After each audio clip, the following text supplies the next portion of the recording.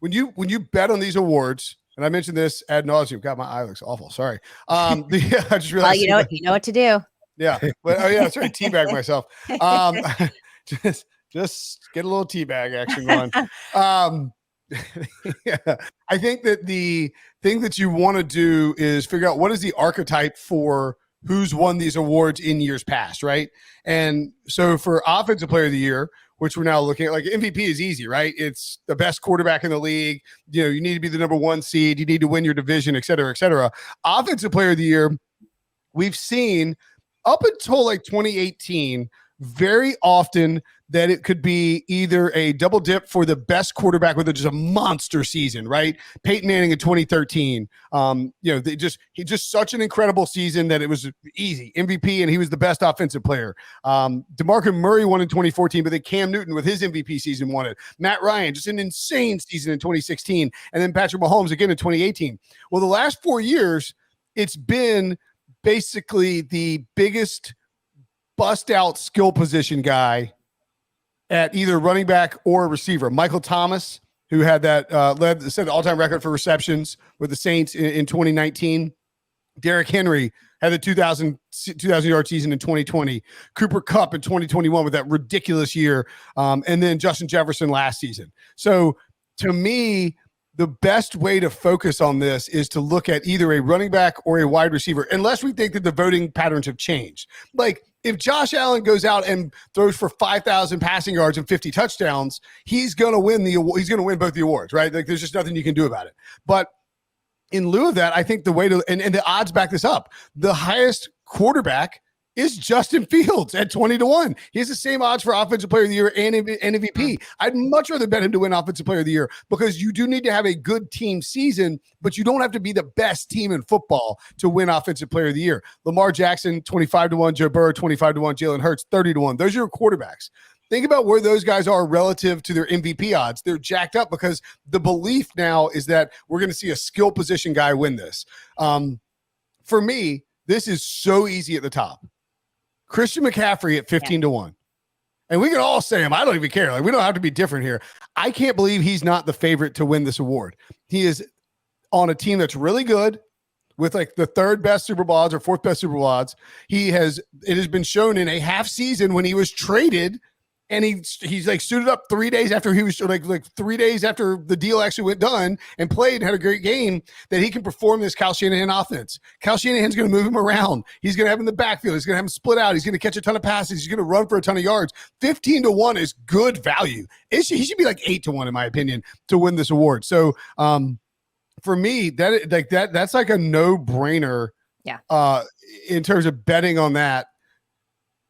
If you believe that Christian McCaffrey can be what he was supposed to be over the full course of a season, my mid-tier guys that I'll go with: Austin Eckler, 40-1.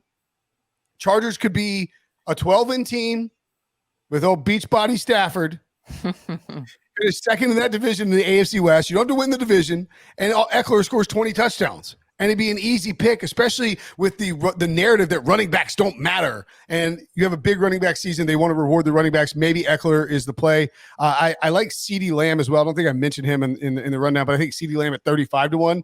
If the Cowboys end up having a big season, and we've seen with Mike McCarthy called offenses that sometimes, especially with Aaron Rodgers and his targets, locking in on one guy as the alpha receiver. CeeDee Lamb can end up having a monster year. And then my long shot, Calvin Ridley, 60-1. Parlay it if you want. Just kidding. Don't parlay. It's Calvin Ridley laugher if you like those. But I think Calvin Ridley 60-1, especially if like Lawrence. Lawrence needs to have a big year, but not win MVP because they want to spread the awards around. But I think Ridley, like 60-1, that dude, he could be a monster in that offense. So those are my three picks there.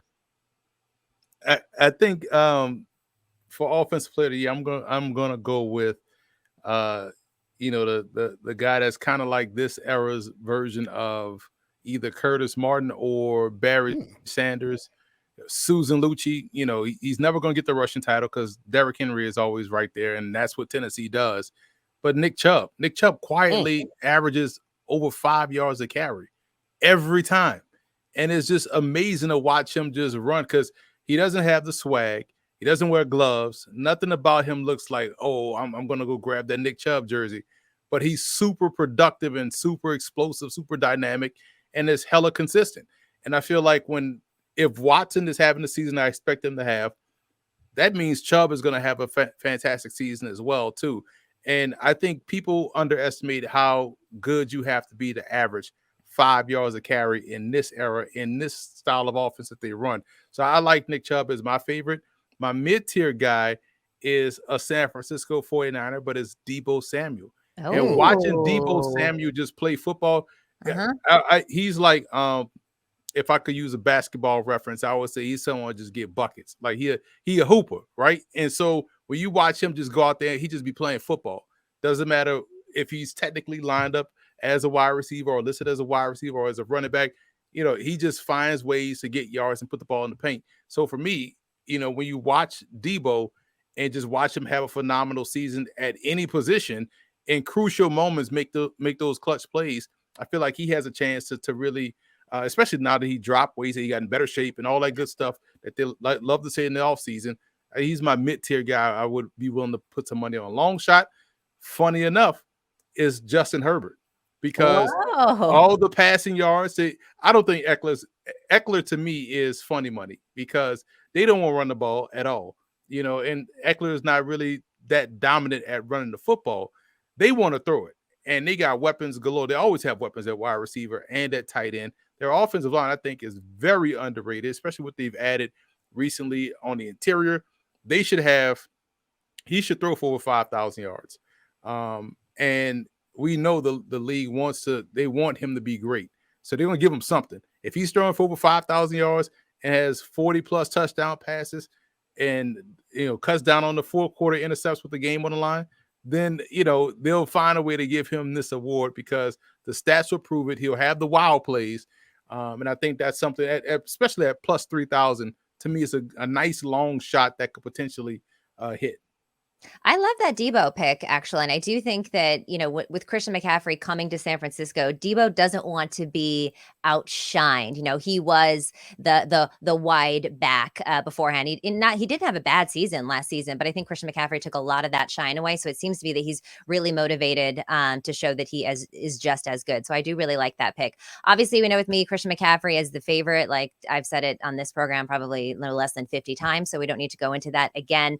I also think Tyreek Hill is kind of interesting here at plus 2,000. He's coming off the best year of his career, and he didn't even have Tua the entire time. Now, this is under the assumption that Tua is healthy and Tua has a good year. There's no reason to think that Tyreek Hill should not be a contender for this. And at plus 2,000, I really like that value.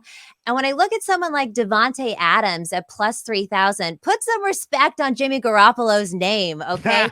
This guy had 14 touchdowns last year with Derek Carr. And if Jimmy Garoppolo knows how to do anything, it's to get the ball to the star wide receiver. He can do this. And look, it's only the preseason, but what we've seen from the Raiders is that they do have depth. I think their backups are better than a lot of backups that we've seen. So Raiders might be sneaky, not terrible this year. And you look at someone like Devontae Adams at plus 3,000. I just think that's too much to give him. So I love that one.